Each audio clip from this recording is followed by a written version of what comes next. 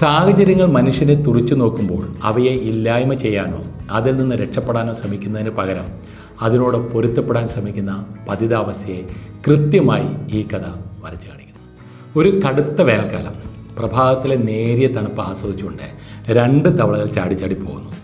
എങ്ങോട്ടൊന്നുമില്ലാത്ത യാത്രയിൽ അവ പാറകൾ നിറഞ്ഞ ഒരു വെളിമ്പ്രദേശത്തെത്തി. അവിടെ ഒരു പാറയുടെ മുകളിൽ വലിയ ഇരുമ്പ് പാത്രത്തിൽ പകുതിയോളം വെള്ളം ഇരിക്കുന്നത് തവളകൾ മനസ്സിലാക്കി. തവളകൾ 2 പേരും അതിലേക്ക് എടുത്തു ചാടി.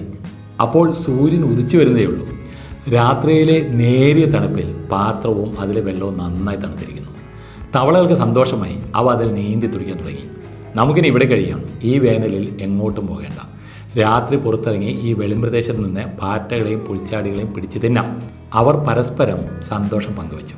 സൂര്യൻ ഉദിച്ചുയർന്നു. വെയിലിന് ചൂട് കൂടി. വെള്ളവും പാത്രവും ചെറുതായി ചൂടായി വരുന്നുവെന്ന് തവളകൾക്ക് ചെറിയ സംശയം.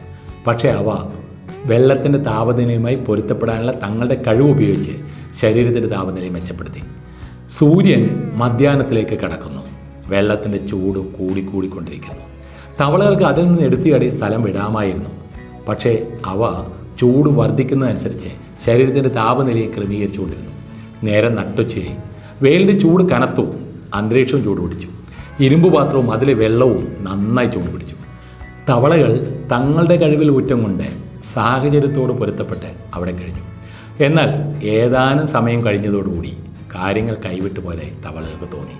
ഇരുമ്പ് പാത്രം നന്നായി ചൂട് പിടിച്ചിരിക്കുന്നു. വെള്ളത്തിൻ്റെ ചൂട് വർദ്ധിച്ചുകൊണ്ടേയിരിക്കുന്നു. തവളകൾ സർവ്വശക്തിയും എടുത്ത് പുറത്തേക്ക് ചാടാൻ ശ്രമിച്ചു.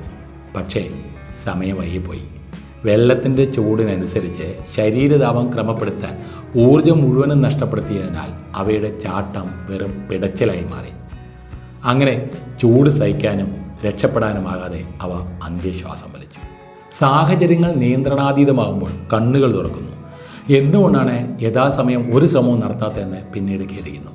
അതിനാൽ എന്തെങ്കിലും തരത്തിലുള്ള പ്രാരംഭ സൂചനകൾ ലഭിച്ചാലുടൻ സാഹചര്യങ്ങൾ മെച്ചപ്പെടുത്താനുള്ള പ്രക്രിയ ആരംഭിക്കുക. സാഹചര്യത്തോടെ പൊരുത്തപ്പെടേണ്ടതും ജീവിതത്തിൽ അത്യാവശ്യമാണ്. പക്ഷേ അത് സാഹചര്യങ്ങളെ തനിക്ക് അനുകൂലമാക്കി മാറ്റിയെടുക്കാൻ സാധിക്കുമെന്ന് കൃത്യമായി ഉറപ്പുള്ളപ്പോൾ മാത്രമേ ആകാവൂ.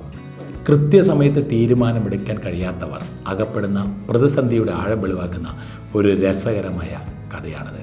നിസ്സംഗതയെയും ഒഴിവുകൾ കണ്ടെത്തി ഒന്നിനും പരിശ്രമിക്കാതെ ഇരിക്കുന്നതിനെ കൂടിയാണ് ഈ കഥ സൂചിപ്പിക്കുന്നത്. ഒഴിവുകൾ പറയൽ ഒരുതരം സമയം കൊല്ലിയാണ്. ഒരു ലക്ഷ്യവും ഉത്തരവാദിത്വം ഉണ്ടായിരിക്കുമ്പോൾ അതിന് തടസ്സം വരുന്ന എന്തിനേയും യഥാസമയം കൈകാര്യം ചെയ്യണം. അതാണ് അമേരിക്കയുടെ 32ാമത്തെ പ്രസിഡന്റായിരുന്ന റൂസ്വെൽറ്റ് പറഞ്ഞത്. തീരുമാനമെടുക്കുന്ന ഏതൊരു നിമിഷത്തിലും ശരിയായ കാര്യം ചെയ്യുക എന്നതാണ് ഏറ്റവും നല്ല കാര്യം. നിങ്ങൾക്ക് ചെയ്യാൻ കഴിയുന്ന ഏറ്റവും മോശമായ കാര്യവും ഒന്നും ചെയ്യാതിരിക്കലാണ്. ഇതിൻ്റെ സന്ദേശം എല്ലാ കാലത്തും ആരെയും പ്രചോദിതരാക്കുമെന്ന വിശ്വാസത്താൽ ഈ വീഡിയോ അവസാനിപ്പിക്കുന്നു. വീണ്ടും അടുത്ത വീഡിയോയുമായി വരുന്നവരെ this is Sudheer Menon signing off.